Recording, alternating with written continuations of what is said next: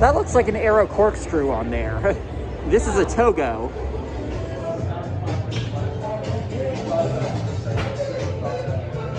Looks to me like 2 airtime hills, loop, 2 airtime hills, loop, 2 airtime hills. Thank you. Seems like they're just copying and pasting that.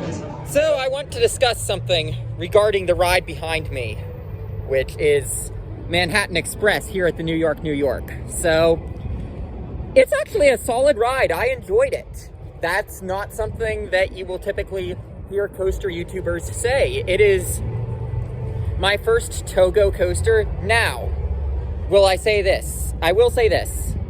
Those old trains that Togo had that had the over-the-shoulder restraints and the lap bar combo looked brutal.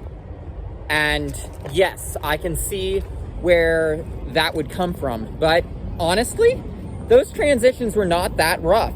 And this is a lesson in not cloning the opinions of roller coaster YouTubers, because, you know, here's the bottom line. This ride, it's a decent ride. It's not deserving of the hate that it gets, because quite honestly, YouTubers like Theme Park Review, most prominently because they were the ones that did it first,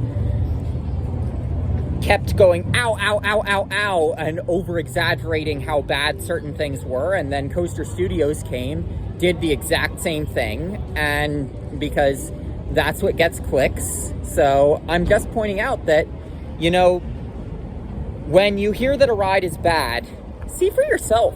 Don't just listen to the opinions of others, because I thought that this ride was a lot better than it gets credit for. Now, I will say for my actual review of the ride, first half is pretty good. I really like that dive loop that it has. That has some solid hang time.